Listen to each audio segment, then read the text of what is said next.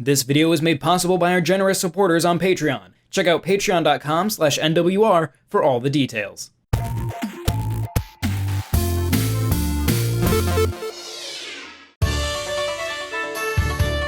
With Dragon Quest's Hero making RNG waves, and with Banjo-Kazooie's release slated for fall 2019, fans of Super Smash Bros. Ultimate find their hype and speculation levels in an unusual position. The final two DLC characters that make up the Fighter's Pass are completely unknown at this point, after having months of fan expectations for Dragon Quest and Microsoft involvement rewarded.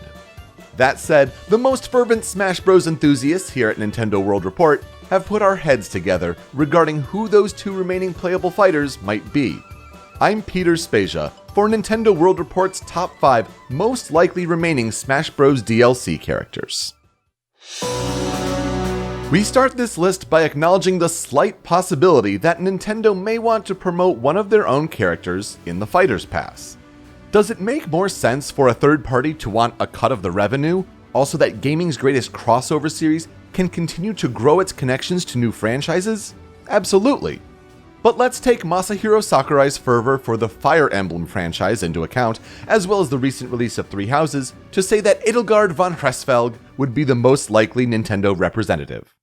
Before the Smash Bros. Fanbase goes into an uproar about the inclusion of another Fire Emblem character, it's important to consider that not only would a female lord be a refreshing representation choice, but Edelgard's use of an axe as a primary weapon would be a first for a Smash fighter. Sure, the case could be made for Byleth, the Three Houses player avatar, but when Smash already has Robin, Byleth's inclusion would be redundant, and they would be an echo fighter at best. Since Fire Emblem Three Houses launched, in-game leaderboards have indicated that the Black Eagles are the most popular house choice for players, giving Edelgard's inclusion chances a leg up over Dimitri or Claude. Other possible characters that could promote Switch-exclusive games could be Travis Touchdown for No More Heroes 3, or Sylux for Metroid Prime 4. While the DLC trend so far has been third-party characters from franchises that are new to Smash, we didn't want to leave out the possibility of a Nintendo character in a Nintendo game. It stands to reason that Bandai Namco would want some representation in Super Smash Bros. Ultimate's Fighter's Pass. After all, since they played a significant role in developing the base game, why not give them some more love in the game's DLC? While there was speculation at one time for Tekken's Heihachi to be included, a few factors regarding the fate of the character now leave Lloyd Irving from Tales of Symphonia as the most likely Bandai Namco representative. Representation from the Tales of series would be a natural fit alongside other popular JRPG series in Smash, such as Final Fantasy and now Dragon Quest. Tales of Symphonia was a standout exclusive on the GameCube upon its initial Japanese release in 2003, and its simplified combat control scheme drew many parallels to Super Smash Bros. Melee at the time. As far as movesets go, Lloyd would bring dual swords to the fray, which only Pit and Dark Pit currently utilize in the roster. Ultimately, while some fans would prefer Tales of Vesperia's Yuri Lowell, Sakurai said in an interview translated by Source Gaming that he really thinks it has to be Lloyd here, and he is not sure if there is any other appropriate choice for the franchise.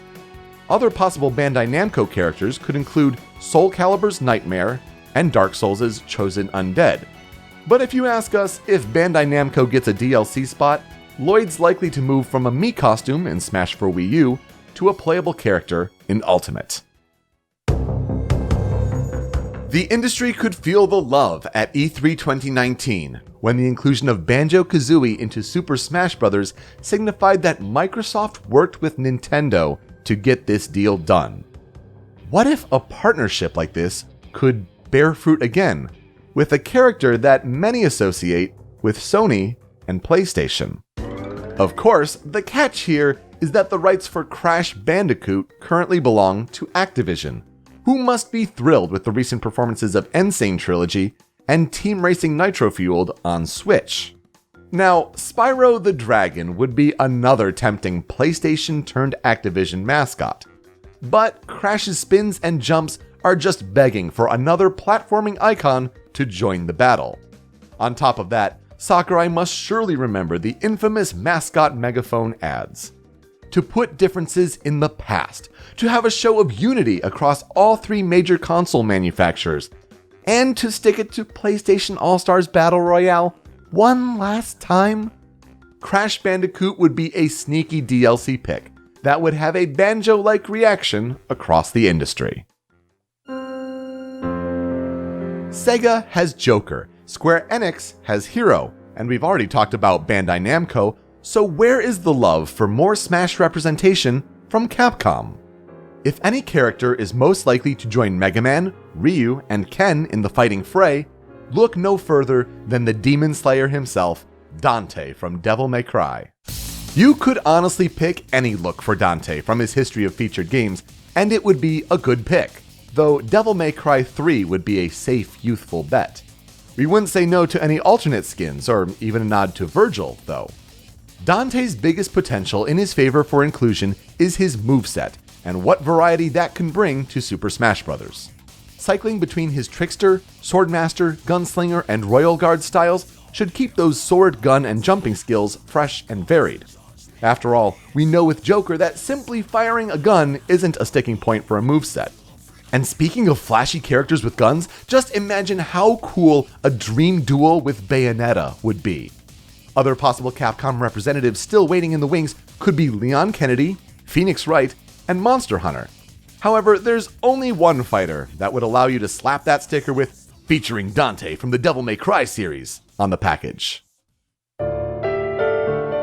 Picture the scene. It's the Game Awards 2019. One more character still has to be announced for Super Smash Bros. Ultimate before a February 2020 release. It's the same stage where Joker sent shockwaves throughout the world last year. The lights go out, and then the music hits you.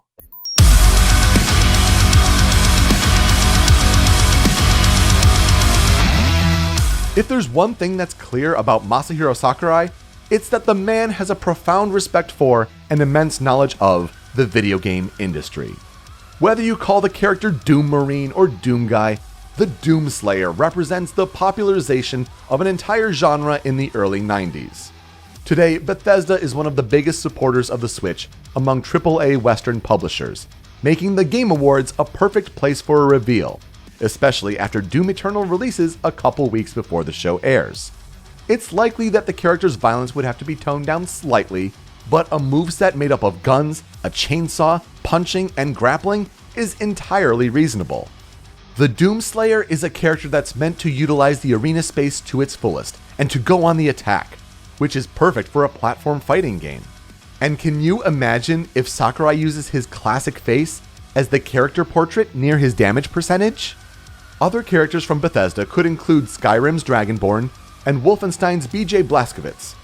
But with the recent return of the classic first-person shooter franchise combined with its historical roots, all supported on Switch by Bethesda, now's a perfect time for the Doom Slayer to rip and tear his way into Super Smash Bros. So we wanted to make the case for characters like Shantae, Rayman, Scorpion, and Jibanyan. But those are our top 5 choices for remaining DLC characters in Super Smash Bros. Ultimate here at Nintendo World Report. Thank you so much for watching. Feel free to leave a comment on who your character picks are, along with liking the video and sharing it with your friends. And while you're at it, please subscribe to our YouTube channel, hit that bell, and consider supporting us at patreon.com/NWR for exclusive content. For Nintendo World Report, I'm Peter Spezia. We'll see you next time.